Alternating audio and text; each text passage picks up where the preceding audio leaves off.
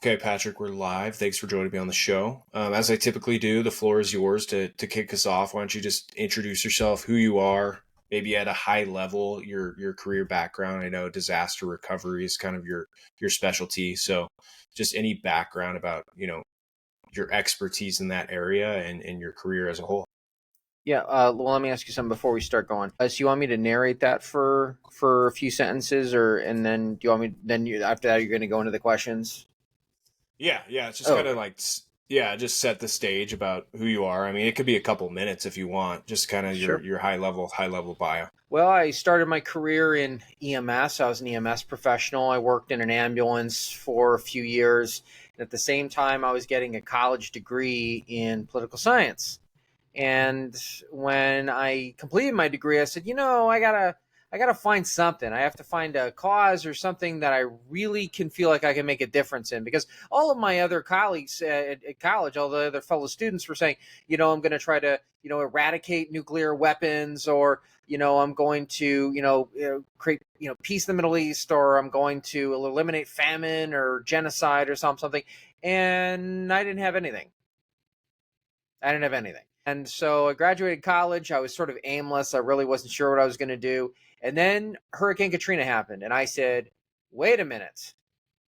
Now, that is something that I believe is solvable in my lifetime. If I make a lifetime commitment to this profession, it would be something that would make a massive difference. So I essentially was melding my academic background in political science with my vocational background of working in the street in an ambulance. So I wrote a letter to the governor of Louisiana. I said, listen, I was an honor student at graduate valedictorian in my college. I had multiple majors, all that, and I would love to come work for you because I feel as though it could make a big difference. I don't have any. I'm kind of a nobody. Nobody knows me, and I got a phone call about a week later, and they said, we've never received a letter like that. We'd love to have you come. Would you be interested? And here's the deal. We'll give you a place to live. You're going to live in the state police barracks. We'll give you a car to drive. You're gonna borrow somebody's privately owned vehicle, which because they're driving an official state vehicle, so you can drive this vehicle. It was actually a PT Cruiser of all things. I never thought in my life I'd ever drive a PT Cruiser.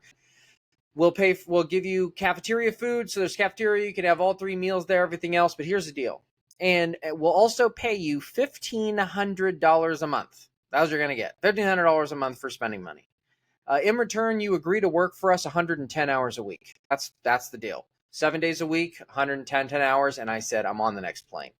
And I ended up working there. I worked for a tremendous boss, a mentor, somebody who really took me under her wing and said, I think I can really develop you into an amazing emergency professional. So she sent me to trainings. I went to all the anti-terrorism consortium schools. I trained all over the country. I did a ton of work. She gave me a lot of access. And as a matter of fact, even this very day, she's actually one of my closest friends in the whole world. We meet once a year for a dinner in Baton Rouge. I fly out to Baton Rouge specifically to have dinner with her. It's really fun to be able to sort of think about where I came from, the brand new intern to today. So what ended up happening was I worked there for a while. Then I went to Europe. I studied emergency management in Europe. I came back and I ended up being a Fortune 500 consultant for a while. FEMA asked me to spend some time representing U.S. small business to FEMA, so I did that. And then I opened a small business disaster company, and I did that for many years. And just recently, I decided to step away from my day-to-day duties. I hired somebody who's now taken over as president and CEO, and I am now a full-time content creator because I really, truly believe that disaster preparedness in this country needs a revolution. And so I wanted to spend my time in this element, this chapter of my career, to really try to make an impact on as great a number of people as I possibly can. So let's back up a bit because I'm curious. You said $1,500 a week to work 110 hours, but it A sounds like you month, just jumped. Oh, a fifteen hundred month, dollars a a month. month. Yeah. So it seems like you were really excited about the opportunity, right? You jumped on it. You said you jumped on the next plane. I mean, why? Mm. What's the reason behind that? Because it doesn't seem that appealing to me to work for so little for so many hours a week. because I don't care about money in that respect at that point in my career. For me, I saw Hurricane Katrina as an earthquake, not in a literal sense, but in a metaphorical sense. Emergency management was going to change. And it gave me an opportunity to do something that not a lot of people get to do, which is I got to work day to day with the governor of Louisiana, with the chief of staff, the head of the state emergency management department. I got to interact with federal officials, state officials. When you're young and you're hungry and you want to learn everything, that's really great opportunity. I got to be in meetings that normally people don't get to be in. The chaos of the situation meant that a lot of people were matriculating in and out. The attrition rate was incredibly high, and I was there all the time. And I figured $1,500, that's great, because I don't really need that much money because I want to work. I don't want to be at home. I want to work because this is something I want to make a difference in. And I've always had the belief that if I really commit to doing things that other people won't do, then I'm able to do things later that there's no way anybody else could ever commit to in their lifetime. And the experiences and the people I met, I would never trade that for any amount of money whatsoever, because it opened doors for me that I never thought would have been possible even months before the appointment. And what gave you that foresight so early in your career, right? If I think about to when I graduated from college, I mean, I didn't know my left hand from my right hand really, but you had the foresight to say, hey, if I don't focus on the money now and I build skills and experience, it'll pay off later on. I'm assuming that was your thinking. I mean, at such a young age, how did you have that foresight? Because that's the way my father did it too. When my father started his career, he did everything possible to work with as many people in Silicon Valley. He was operating in Silicon Valley in the early 70s, which you can imagine what that place was like with the frenetic activity. And my father ran into Dave Packard and Bill Hewitt. They were the founders of Hewlett Packard, HP, and my dad worked for them. And he basically was taking a very little salary, but he saw incredible potential in what Silicon Valley was going to become. And back then it wasn't called that, of course, but he saw the potential and he said, I'm willing to get on the ground floor and working with these folks. And he built up his career by establishing these relationships. That's one of the things he emphasized very early. He said, money is one thing. You'll always have money. You can get money later.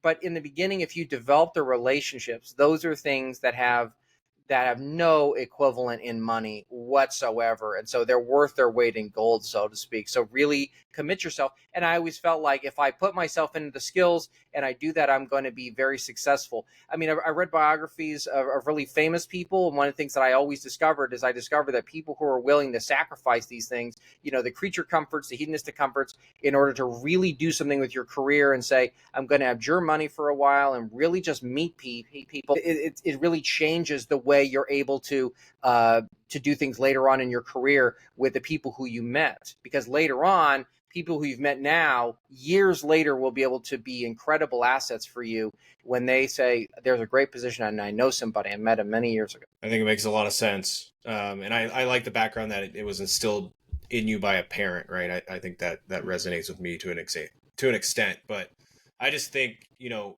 how do you recommend that maybe a young person that doesn't have that upbringing, how can they develop that same mindset and skill? 3 words: find a mentor. You need to find a mentor and do whatever it takes to find a mentor. A mentor will be able to take you places that you wouldn't be able to imagine, because not only is it pure intellectual development, because that's one element of it, but it's also vocational, professional development as well. But it's somebody who looks out for you. It's more than just saying, I have a really good boss and he helps me and he wants me to be promoted, this and that. It's another thing altogether for someone to say, I'm committed to seeing what you are going to be like in the long run. And the long run, I don't mean 6 months from now. I don't mean a year from now. I don't mean 3 years from now. I mean 20 years from now. As I said, the mentor that I had, she was a lawyer working in the attorney general's office. And she was somebody who said, I think you have tremendous potential. I'm going to put you in front of people because I think that you have the skills, you have the intellect, you have the drive, you have the focus and the enthusiasm to be something really special. And so I'm going to do everything I can to put you in front of the right people so that eventually someday you're going to see all those things, blossom. And they really did. And that's what I would tell anybody. If you don't have the connections, I didn't have connections either. As I said, I wrote a letter to the governor of Louisiana. And let me tell you this. when I went going to college, I was going to community college. I had no money. I was very poor. I had no money. And I just won the national debate championships. But other than that, I didn't have anything else. And I wrote a letter to the president of a local university of this big private school in Orange County called Chapman University. I wrote him a letter, and the president, his name was Jim Doty, he called me a few days later and said, I can't believe anybody would write me a letter like this. Would you come down and meet me? So I met him, and he said, how about I pay for your schooling? I'll give you a full scholarship since you can't afford to come here, accept you into school, and school starts in 5 days. So we're just going to expedite your application, and you're going to start school here. In return, you are going to turn our debate team around. We have a bad debate team. So you're going to turn them around. And indeed, I took the team from 432nd place to 23rd in the country. And I maximized my experience at Chapman, but it doesn't matter. I didn't know him. He was a very wealthy person, very influential person. He still is. And what I did was I just said, I'm going to reach out. I'm going to give it a try. So if you find a mentor, if you find somebody who is genuinely committed to your personal and professional development, those are the people you need to stick with throughout your career, because you'll find that they're the ones who will open the doors for you that no one else can open.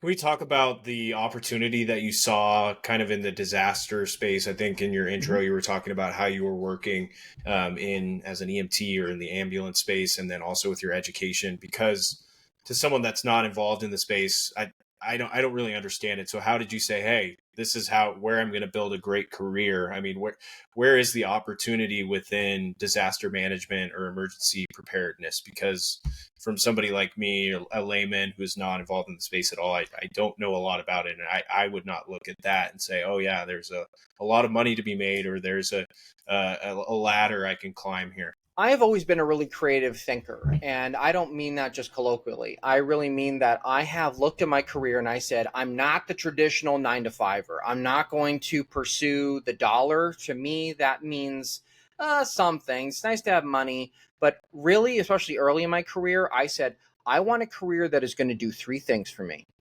It is going to challenge me physically. So it is going to be physically demanding and difficult. So I'm going to have to travel places and do things. Second, it is going to intellectually challenge me, because I don't want a career where all I'm doing is building something that I've built 1,000 times but before. That is really, really boring to me. I wanted to have something where I said, I have to think through these challenges and think through these problems, because I love critical thinking. I love looking at problems from various directions. That's really important. And then lastly, I said, I want something where I can be creative within the space itself. In other words, I can build whatever I want to. So if I don't want to work for the government, I don't have to. If I don't want to work for this industry or that industry, I don't have to. And the more I got into my industry, I found there are so many opportunities. There's no way to be pigeonholed here. If I decide I don't want to work for the state, or I don't want to work for the city, or I don't want to work for FEMA, I can do whatever I want to. But I knew that that was going to be a very career. It was going to be very strange, very unorthodox.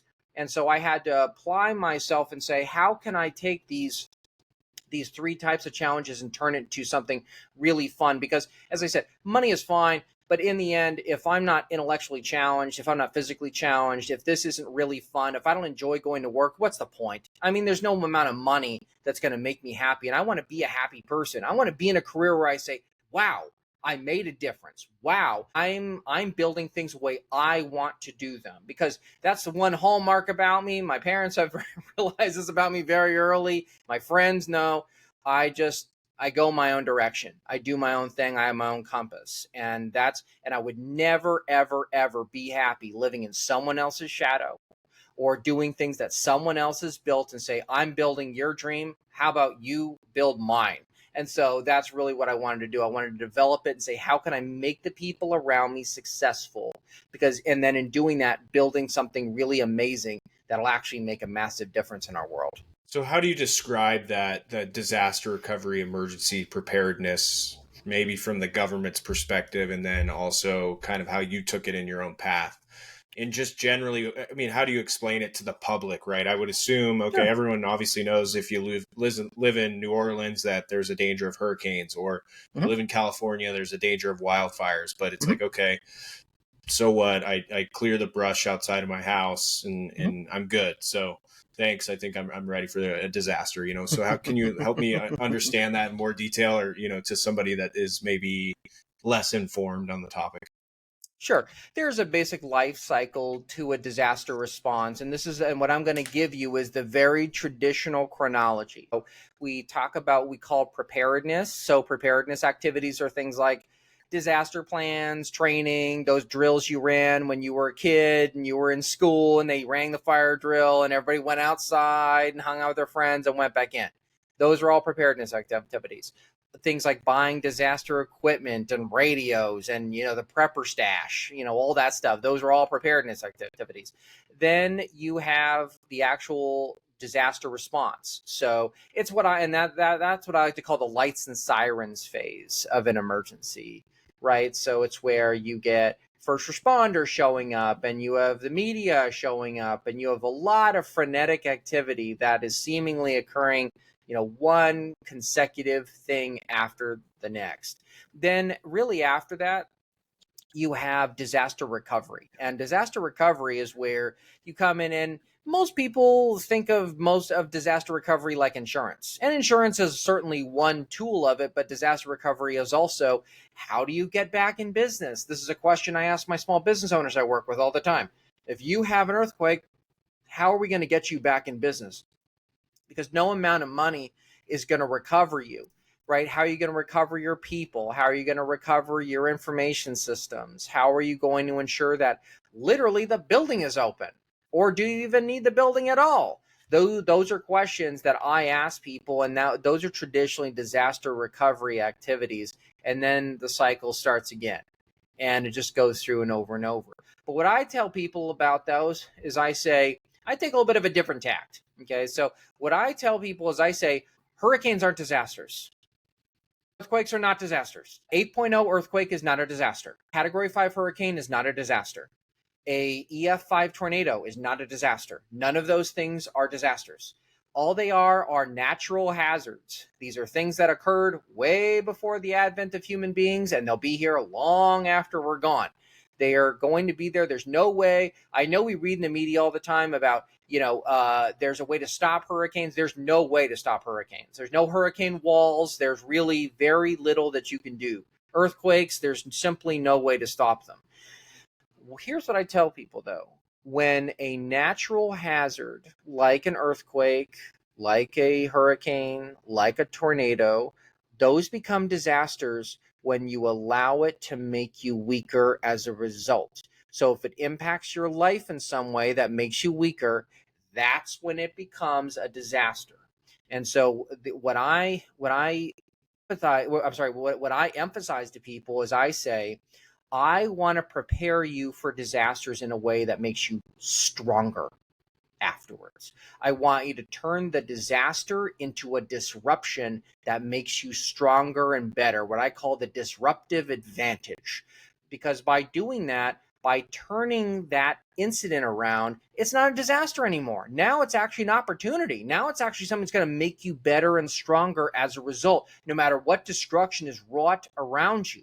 There are ways, and this is not theoretical. I didn't just make this up in my parents' basement. I do this all the time with all my clients as I say, how are we going to turn this around so that when an incident occurs, because we're going to have earthquakes, we live in California, it's going to be earthquakes, right? We live in the Southeast, we're going to get hurricanes. We live in the Midwest, we're going to have tornadoes. That is a given.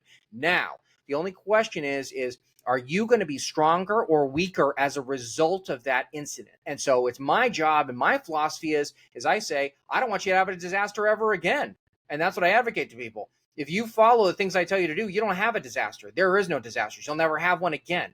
Because if you adequately prepare for them in a way that makes you stronger afterwards, then all of a sudden, it's not a disaster anymore. It's now an opportunity. It's now something that will make you better as a result. Not So just to kind of play devil's advocate on that, I think you mentioned Hurricane Katrina earlier in the conversation. Mhm. So in what way could that have been better prepared for, right? Or in it, maybe you know better than I do, but from my perspective, right, regardless, the streets are going to flood, houses are going to be Mhm. destroyed for Hurricane Katrina. So you could be as prepared as you want, but you're still without a house. So Mhm.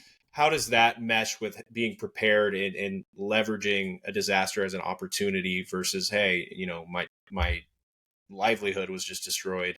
How do I recover? Disasters are not made worse because of the size of the hurricane. Disasters are not made worse because of the higher number on the Richter scale. It's not based on any of those things. Disasters become worse when you increase your dependencies, when you are dependent on someone or something else to do it for you. The number of times I have turned to people and I have said to them, listen, we need to do this disaster preparedness. I can't tell you the number of times I hear from people, the insurance company will handle it. I'll just take the money from the insurance company and I'll rebuild my house. And then they realize later that the insurance amount was not what they had expected. I mean, I could cite you article after article and disaster after disaster where people were not able to get the insurance money that they expect because they didn't read the fine print, or they didn't have a strong enough policy, or there were so many loopholes that they hadn't really realized. But what I say to people is, I say, if you are now dependent on that one house, if you are dependent on that one job to make you resilient, then you literally are making the disaster worse for yourself if your house is destroyed. Now, it doesn't mean that we don't have to be sad if our houses are destroyed. Of course not. I've had a place that I was in. I was in a hurricane, and the condo I was in was destroyed. I totally understand. You lose things, but what happened was that I was too dependent on stuff. I was too dependent on water on a rainstorm for not destroying my home or not destroying my condo. I allowed that to be a dependency. If instead I'd said, okay, look, here are the things that I value most. Here are the things that are important to me. These are the things that matter most to me. If I prepare for those things, create backups for those things, and realize that I live in a place that every once in a while is going to get a Category 5 hurricane and it's going to destroy the house. Now, if I know that every year there's a 30% chance that my house is going to be blown down, okay, that's fine. I choose to live here. That's okay. I live with the fact that 66% of the time or 67% of the time, I'm not going to have a disaster, or I'm not going to have a Category 5 hurricane. But the years that I do, I realize that it's now an opportunity for me to decide, do I still want to live here?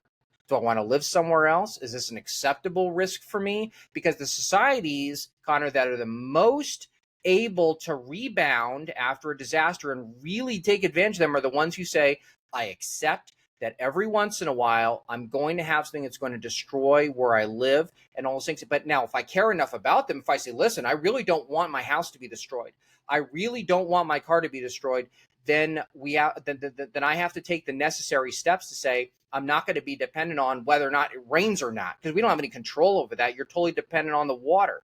So now I'm going to say, I'm going to have a backup system. I'm going to put money away. I'm going to make sure the insurance policy is strong enough that it covers my car or whatever. There are various risk control techniques that I teach people all the time. But I say, in the end, there's no place that is totally what I would call so hazard proof, right? Every single place is some hazard of some kind, even if it's like a meteor coming down. Your things are going to happen, but you have to ensure that you're not too dependent on any one thing. I say this also with jobs. This happened during COVID all the time. People said, "Well, I'm relying on this one job for everything," and I say, well, "What happens if the company doesn't reopen after COVID?" And they go, "God forbid." And I say, I hate to tell you this, but there are companies I've written disaster plans for, and in the disaster plans, they literally said, if we are closed because of a pandemic, we're not going to reopen. And there are employees who did not know that that was true because the business owner said, you know what, I'm out, I'm done. And that's fine for them. It's as long as you're telling your employees who are dependent on that paycheck. So when you're too dependent on something, on one thing with no backups, now you are setting yourself up for a larger disaster. It's not because of the size of the winds, but it's the size of your dependencies that really make the difference. So do you use disaster preparedness, disaster recovery almost as a metaphor for other areas of life? Is that fair to say that, that stuff is going to happen in life? I mean, maybe it's not a hurricane, but to your point, you're going to lose your job at a certain point. I mean, it's just the law of living such a long life, right? So are you almost inspiring people to look at other areas of their lives and to say, hey, I need to think through this? Is that the angle as well? Absolutely. That's the next obvious step. I say it to folks all the time. I say, you know how people joke around about I have a side hustle or I do this or I do that? Okay, well, I want you to pretend today that you lost your job. Or I want you to pretend today that you can no longer do what you do for a living. Do you have a backup plan? Do you have a way of making a living? Because there are some people who tell me all the time, all I know how to do is blank. And I tell people that's a dependency. I've never worked anywhere else but here. That's a dependency. And it's like you need to diversify your life so that I actually had somebody who said, well, I can't deal with hurricanes. I said, okay, I totally understand. I said, but you can't live in Louisiana then. They go, well, no, I can't live anywhere else. I have to live here. I'd say, well, those things are incongruent because you're gonna have hurricanes. If you want to live here, if you want to move somewhere else, maybe you're not going to deal with hurricanes, but that's a reality of things. And you have to understand and accept that. I actually have a colleague who just moved out here to California. You and I are near Sacramento. I knew people on the East Coast who literally couldn't deal with the blizzards and the storms and all that. And they fly here and move to California because they said, I just can't deal with that. And I say, okay, that's fine. We deal with other hazards here and they don't mind that so much. It just depends on what we call your risk appetite is. And the way I sort of talk about it is I say, how do you design the disaster? How do you design it to make yourself better? And some people handle disasters better than others, depending upon what they're dealing with. It's very adaptive, and everybody has a different attitude. But you're right. If you have too many dependencies, even in your daily life, if anything happens, all of a sudden something really small could become a big disaster. And maybe I'm mistaken, or maybe you know better than I do, but I would say generally, like California, Nevada, like there are less hazards, right? If you think about it, maybe purely from like a property insurance perspective, right? Would you rather insure a home, or is it cheaper to insure a home in Louisiana or Sacramento or Nevada? And I would say generally, right, where we live, we're less prone to disasters. I don't know if you think that would be fair. I mean, and that's kind of a trade-off you have to think of as well, or maybe I'm missing something there.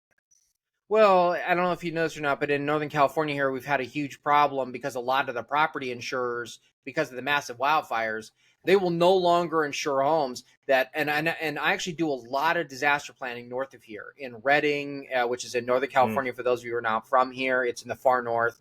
Even places like Wairika. I mean, these are really places in the far north.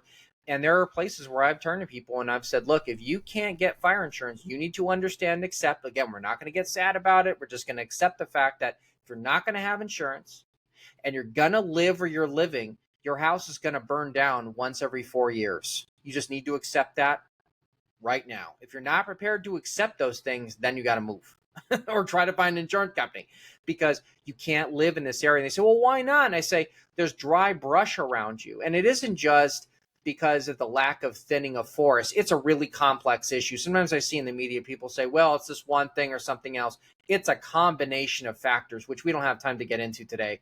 But I have talked to the foremost experts on this stuff, and there are layers of reasons why. And I just turn to people and I say, that's why insurers don't want to insure you because they realize your house is going to burn down once every 4 years. If you are the insurance company, be them. You're the insurance company and you're paying a premium, you're paying whatever you're paying per month, whatever. It's not enough to rebuild your house every 4 years, and they are a business. I mean, regardless of whether we like them, dislike them, hate them, whatever, we make fun of them. They're the sort of, comedy, cultural trope we have in our society that the insurance people are awful. But in the end, these are businesses.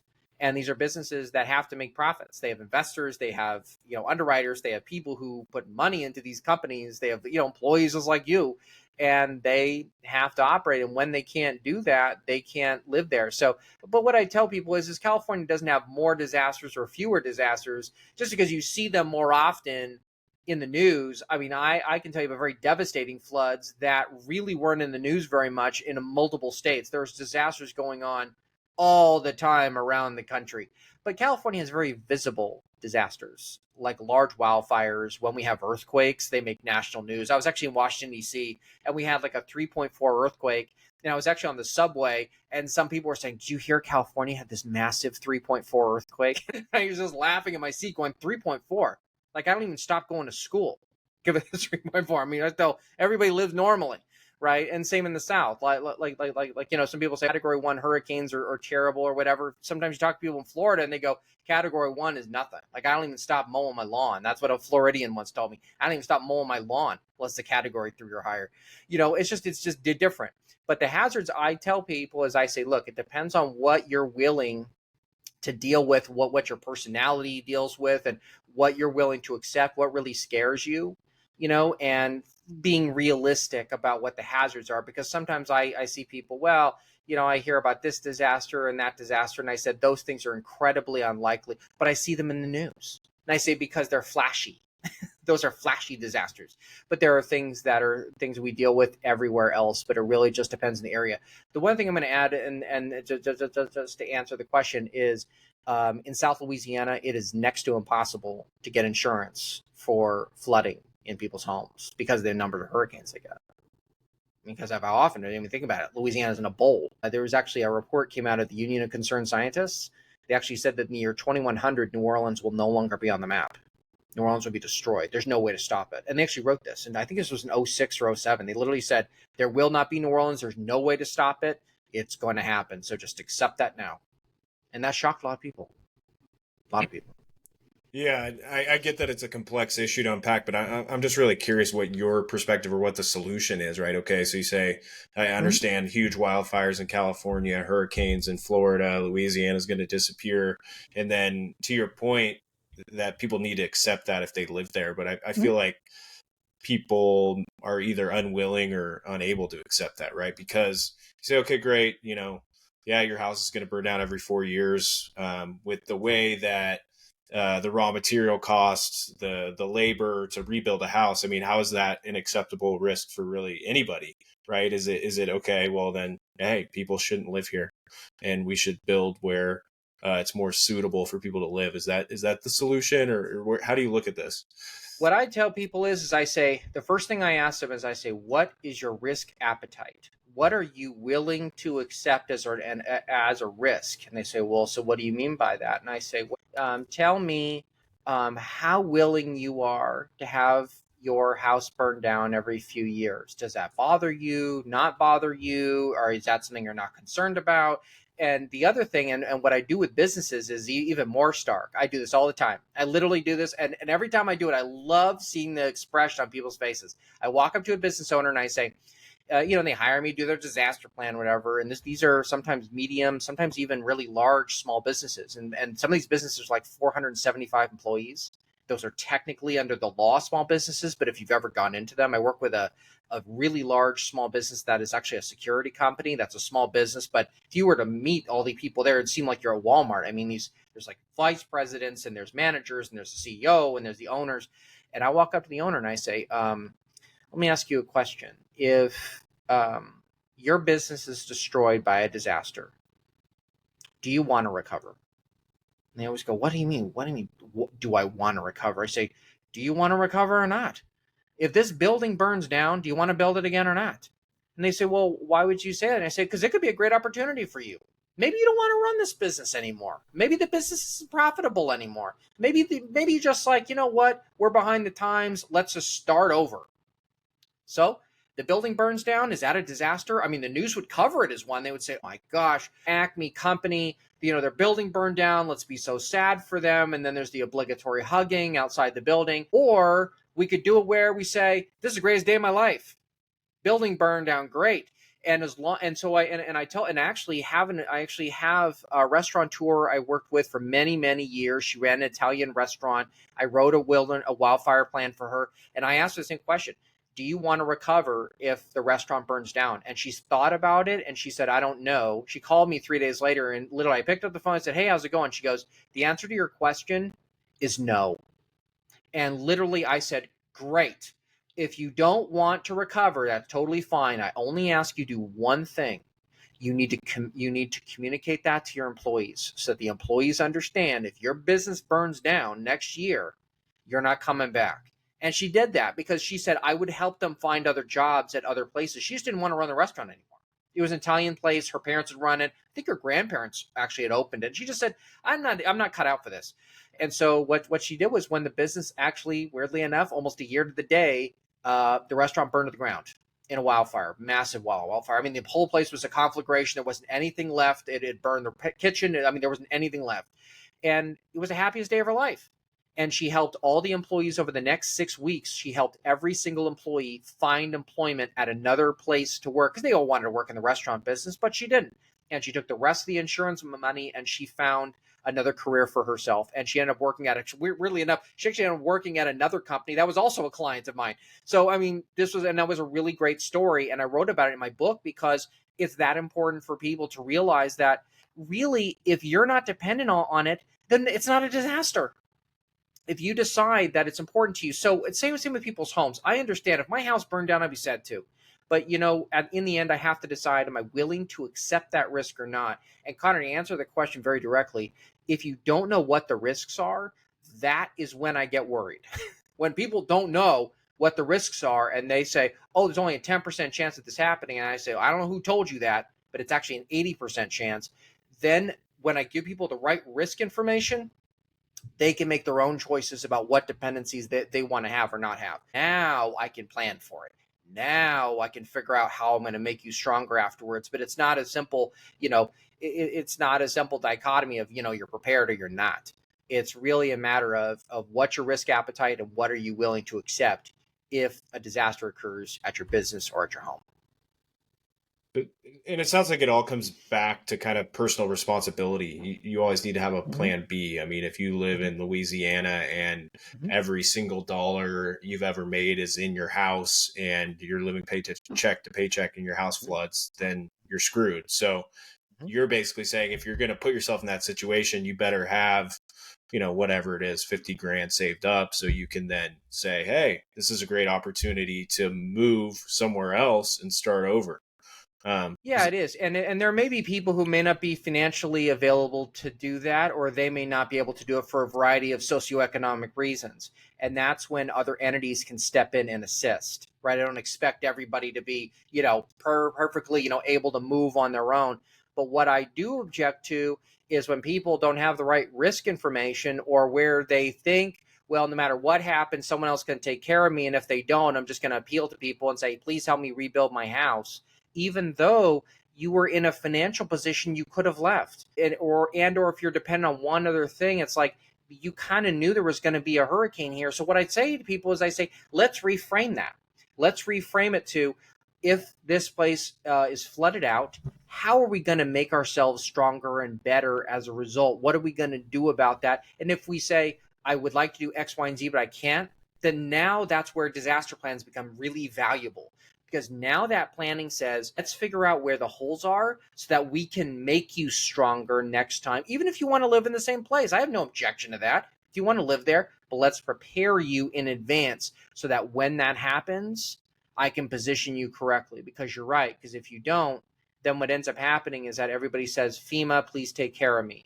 Insurance company, please take care of everything. Insurance companies can give you money, but they can't help you do other things. Like I had a restaurant in New Orleans was blown over, wasn't a client, and they had all the money and they literally couldn't build it. They didn't have enough money. They had no way of doing it. They were totally dependent on the money, and they never fully read and realized the money was never going to cover all that stuff. And that's where it becomes a problem. And I understand this is kind of related to your expertise, not directly related, but I'm curious what you foresee for the property insurance market as we go forward in high risk areas like Florida, Louisiana, California. I mean, if you live in New Orleans, are you just out of luck? Or is there some sort of hybrid solution? Or to your point, if you have a house in Redding, just uninsured, you're bearing the risk, right? Because I don't think, okay, sea levels are rising, wildfires are getting worse, but I still think people are going to say, hey, I want to live here. I don't care. And I don't know if billions of dollars of damage is a reasonable risk that us as a society or government is willing to say, yeah, too bad you signed up for this. So I'm just kind of curious what your take is. I think it's a big problem Well, nationally especially when right you have now. a population that is where government is responsive, right, to a population, right? Because that becomes the problem. Is that if you have a bunch of people who represent a large plurality in your jurisdiction, you're clearly not just going to allow them to have their homes and businesses destroyed. But what people are going to find, and I am not an insurance expert, I'm not an expert, I'm not an attorney in insurance law. I don't know, but I will say a few things. One of the things that I have been exploring. I've been working with, I represent U.S. small business in the United Nations Public-Private Partnership. And a couple of my colleagues and I have been talking about some alternate reinsurance tools. And there's actually one that we've been talking about and researching, and we're thinking about putting something out next year just as a preliminary test. Because I think there's alternate ways of financing. Because Connor, I think you very accurately describe the problem, which is you say some people are just going to say, "I want to live in Reading," dry brush and all, and I'm not going to move. And if something happens, I expect somebody to help pay for it. Well, there are ways of handling it now.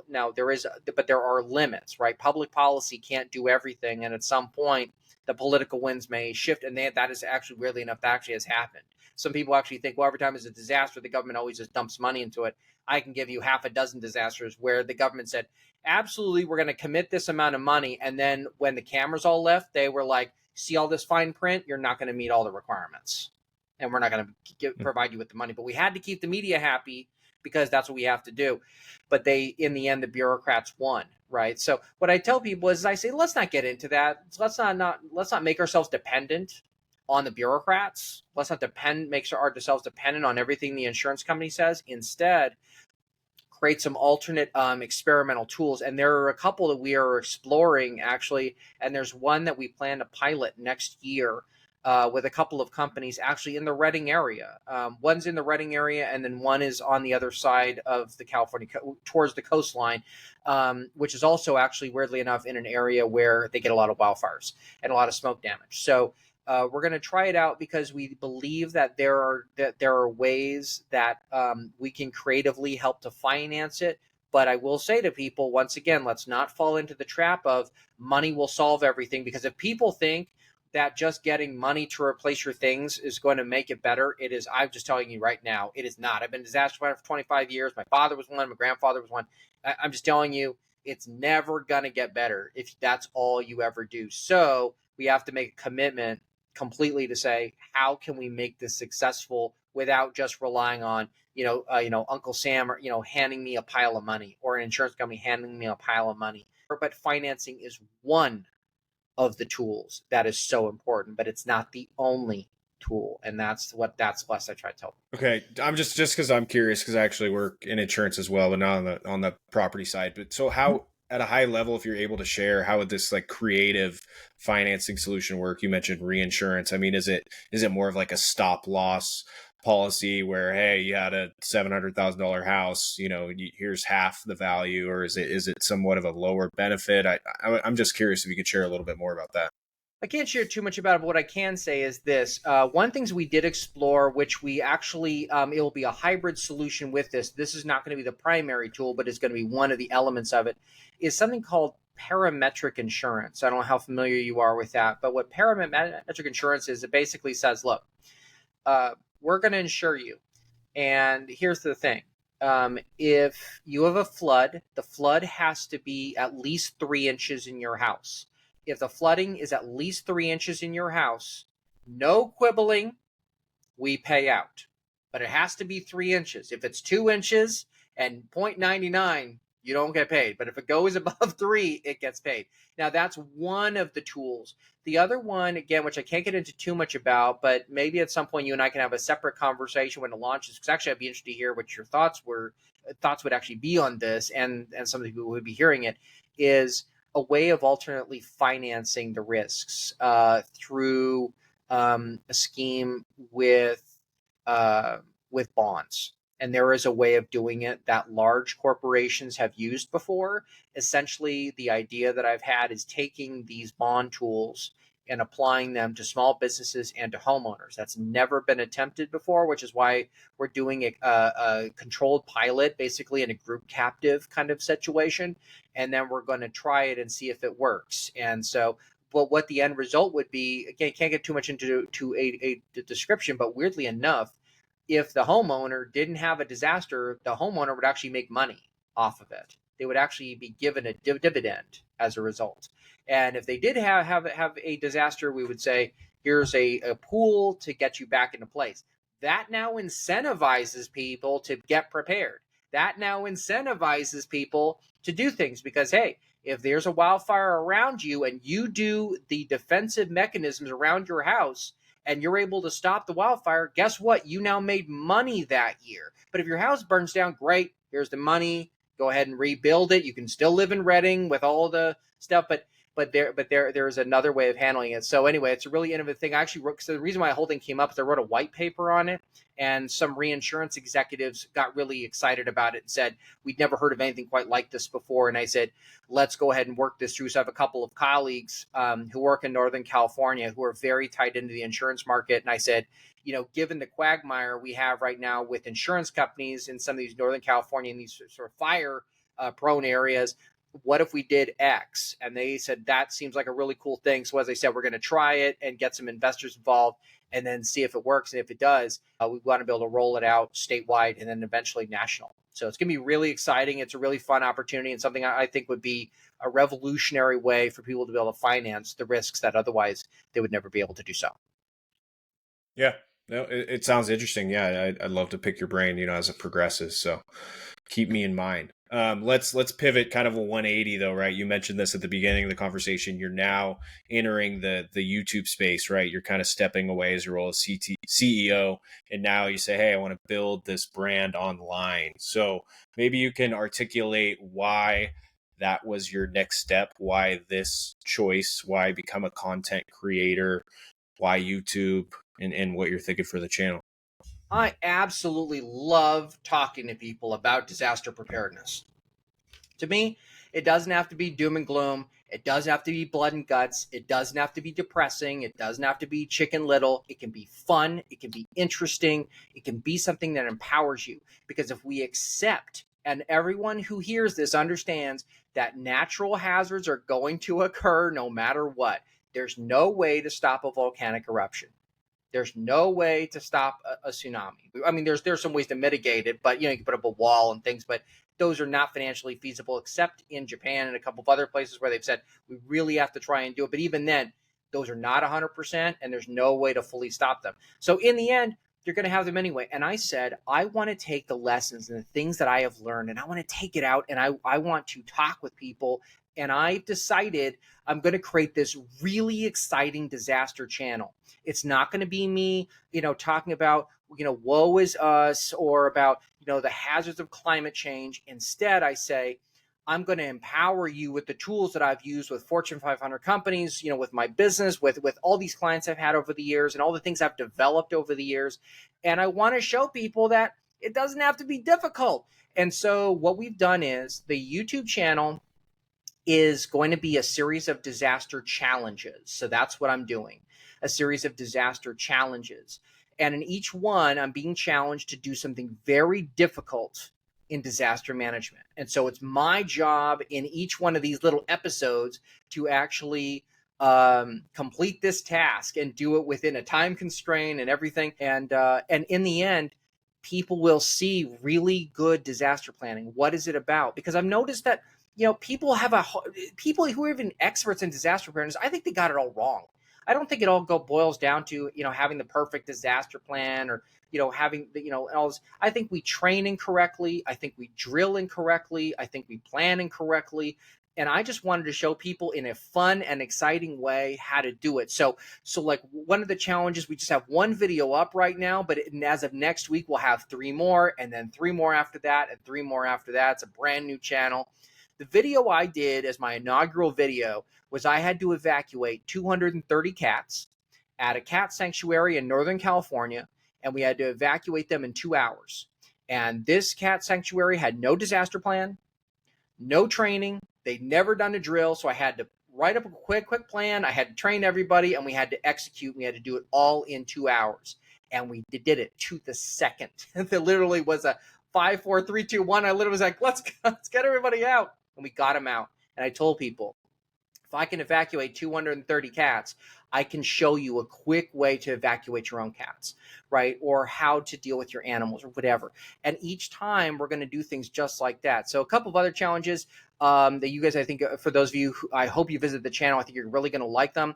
In September, I am doing a massive event. I have partnered with 2 really large CPR companies, and I'm going to be doing CPR nonstop for 30 straight hours. I'm going to set a Guinness World Record, and I'm also going to be doing it in front of hundreds of people and the money we're going to raise, I'm planning to raise about $30,000, and I'm going to give each dollar to pay for children to learn CPR who would never be able to afford it, because I want them to see that CPR can be interesting. One of the other challenges I'm doing, which this one's really fun, I'm going to be going to Florida. They actually have something where they can simulate 157 mile per hour winds. It's actually this engineering wall, and they blow the wind out.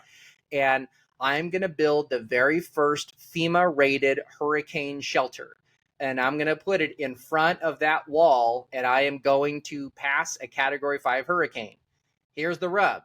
The entire building is going to be made out of Lego blocks. So it is so fun. And I partnered with this really great Lego architect, and he and I designed this really cool building together. So we're going to go to Florida. We're taking the whole thing to Florida, and we're going to build it there, and we're going to try it out, and we're going to literally make this thing. Not saying anybody would ever build, an emergency shelter out of Lego blocks, but we're doing it because I said building an emergency shelter is easier than you think. It doesn't have to be difficult. You don't have to, have these, huge shelters underground. There are really easy things you can do and really easy concepts. And like I tell my team, I have a really talented group of people. I pulled them from various influencers and people who are leaving other content creators, because I really wanted to surround myself with top talent. And I said to him, I want us to do things differently. I don't want this to be the usual disaster videos. I want people to say, this is like eating my broccoli, but with sugar around it, so that I don't realize you're even having your broccoli. I want people to see disaster planning can be so much better, and we're just going to have a lot of fun with it, and it's going to be something entertaining. And YouTube is such a great visual medium. And I just said, there's so much junk on YouTube that I am determined to be the top disaster content creator anywhere in America, and I am truly committed to that. And I'd love to hear all of you come on there and comment and talk about it, because that's really what is meant. And this isn't going to be a doom and gloom, blood and guts channel. This is going to be a really fun place. We have so many challenges. We have about 150 challenges we've written up, and we're partnering with various organizations over the next 2-3 years. So we have so many built up, and I think it's going to be a lot of fun, and I think it's going to be really entertaining and really educational for anyone who sees it. So you just mentioned you want to be the top disaster content creator on YouTube. What does that look like from like a growth perspective or an audience size perspective? Like, I'm just trying to understand your expectations. Are you saying, hey, a couple thousand people, or hundreds of thousands, millions of people? What are your growth goals for this? Well, I keep those as close to the vest as I can, but I will say this. One of the major goals that I've set is not quantitative. It isn't just saying, I've got, 100,000 subscribers, or, 200,000 subscribers. Instead, I say, I want to engage with people. So when people write comments, I want us to be able to respond to them and say, what are you thinking about? What matters to you? I want a community where people can talk back to their disaster planner. Because I can't tell you the number of times when I am telling people what I do for a living, I say I'm a disaster planner, and they go, what's that mean? What is that? And I just want people to see there are people out there who are disaster professionals who are doing an incredibly difficult job. And I don't always agree with all of them, but that's okay. We don't always have to agree with our colleagues. But in the end, what I'm trying to do is, I'm not just trying to be an influencer for personal vainglory or because I want to say I'm the greatest or whatever. I do it because I say, why in the world are we living in this paradigm of depression when we don't have to? Why are we living in this place where disasters are scary and difficult and we're never going to get out of it, and woe is me? Because that tells me the old way of doing things is not working. And so we need to find a better way of doing it. And so I want to just make disaster preparedness approachable for folks. I want to communicate and talk with people. And so for me, Connor, true success means that that the people who watch my videos and respond to it and comment on it are people who say, I want to learn more about this. I feel so much better now that I've seen this video, and I want people to feel like they're in control. They're not dependent, again, not dependent on the forces outside. Instead, they're able to design their own disaster. They're able to create a situation where there's no disaster at all because they just learn the simple techniques. And that's the whole point, really. It's really just to try to make that fun and make it interesting, because otherwise, if we continue to do things the way we've always done them, we'll never get anything different than what we've always had. So at the end of the day, I'm assuming this YouTube channel, maybe it's a bit more of a passion project, but it's still a business, right? You mentioned that you're hiring staff, you're going to be traveling all over doing these challenges. There's no doubt that incurs costs. So I'm curious, how you're thinking about this, but if you put your CEO hat on, how am I going to make this a viable part of my business or a viable business in and of itself? Are you just saying, hey, I'm going to build it so big that the ad revenue is covering my expenses of bringing in sponsors? Or is it saying, hey, I'm actually going to funnel this to say you are actually interested in disaster preparedness? Here are all these other resources that I can help you with. I'm just kind of curious what your thinking is there from a strategy perspective. Any and all those things. One of the other things is too is that I'm a keynote speaker, so I keynote speak all over the world on disaster preparedness. I've had a couple of people who recently went on the channel and said, I thought you were really interesting, I would love to hear more from you, go ahead and contact me. And I've been speaking for 20 years on disaster preparedness, and I do that. I engage audiences. I've done it in the restaurant industry and bars and nursing homes and healthcare and all kinds of industries, because people reach out to me in that way. Also, when I keynote, I actually end up giving away copies of my book. When I have people who follow me and people who give us their email addresses, because I want them to see better content every day in their email box. I want people to see incredibly great disaster content, not things that depress them, but things that are saying, these are challenges. There's no question, but I can move forward with each of those. So is it going to be ad revenue? Yes, but you can't rely on that. A lot of it is going to be sponsorships, and people will notice that, as I talked about before, the CPR event I'm doing in September, that event actually is going to be live streamed on YouTube. All 30 hours will be live streamed on YouTube. That's September 13th and 14th. It'll start in the afternoon California time on the 13th, and it will end in the evening time on the 14th. So one of the things that we did was we found sponsors, people who would sponsor the event, people who would sponsor the fundraising, people who acted in all these various capacities. And the partners I have are terrific. They are absolutely amazing. And even the other ones that I talked about, well, I can't mention just yet who the sponsors are for those videos. I can tell you those are folks who said, you're a professional, even though you don't have a huge following. We've seen you keynote before. We see a lot of potential in you, and we would like to be part of this. And so as a long-term growth strategy, I want to do a lot of things. I also consult. I get a lot of consulting. I just got recently hired by a petrochemical company internationally. And so they saw, not things they saw on YouTube, but they saw me keynoting and they saw me speaking and said, we'd love to have you consult and train and work with our staff and help give them a better perspective of what disaster planning is all about. Again, it doesn't have to be all about rainbow bright or, everything has to be happy. That's not it. It's just a matter of saying, how can we get stronger? We're going to deal with these things anyway. So let's find out a way to make ourselves stronger. From that perspective, we really plan a very aggressive strategy to build up the channel. And one of the things I've committed to, Connor, is actually, I've actually said, from the sponsorship money that we receive, I'm putting it all back in the channel, because I want to see the channel grow. I want for people to see better content that they want to see, not content that I necessarily want to see, because there's things that I'd love to see, but there's things that I want people to say, Patrick, I'd love to hear about this. Patrick, I'd love to learn more about this. And that's what I'm trying to build for them, is something where the channel will continue to grow. More subs, great. That's awesome, because the more money that I receive, the more money I can put back in the channel, and the more things that we can do. For the cat video, for example, As a thank you to them, we actually wrote their entire disaster program from start to finish, everything. I even gave them a disaster plan. I actually put it in this, I had it laminated. It was in beautiful sheets, because I wanted them to really have something long run, not just a video, but actually something that they could later say, wow, we created this together with this really interesting person, and we have something that can last us for a really long time. So that's the entire purpose of the channel. And that's really what I'm committed to throughout, is putting money back in the channel and building it, like you said, as a business. That's the reason why I hired so many great people. I have a video editor, I have a videographer who's amazing. I've got all kinds of people who I've put around me who I've said, these folks are the most talented in the industry. And these are up and comers and people who want to be channel managers. I have somebody we're trained to be a channel manager. And these are people who are going to build my channel up because they are committed to this wonderful content and ways in which we can improve disaster preparedness in this country and anywhere else. Oh, it sounds good to me. Couple just quick questions for you to close this out. Because just to kind of wrap it all together, right? You've had a lot of success in your career. We've unpacked a lot of that today. And I'm just curious, along the way, what is the best advice that you've ever received? Don't fight the future.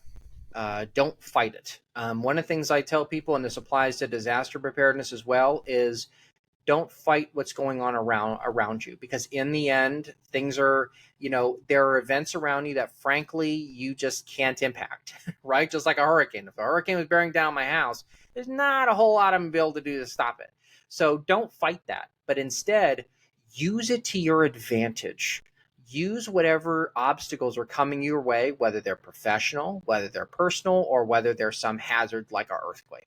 Whatever it is, take that, and I want you to take a minute and see how you can turn that to make you stronger, how you can turn that to make you better. Because I have found that some of the strongest people I ever met are ones that if I were to tell you their stories, you would say, that person has engaged in tremendous loss. And that may be true, but in the end, they became stronger afterwards, stronger people, and they had stronger families.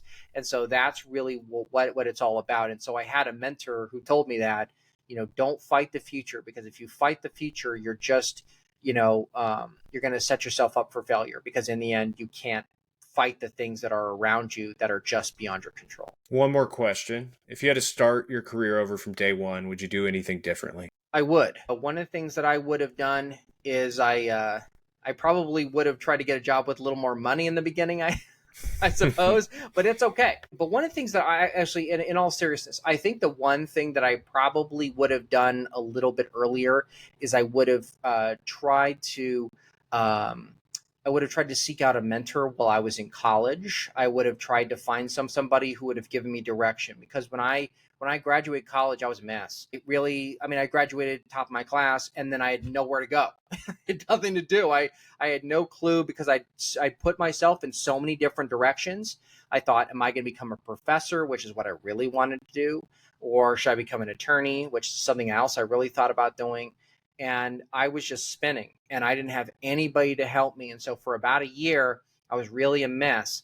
And then right after Hurricane Katrina, as I said, I found a great person to mentor me. And so that's the reason why I emphasize mentorship so much. So for those of you who are out there who are trying to change careers, for those of you who are just starting out, what I want you to do is do the first thing you do is find somebody who you trust and really make them your mentor.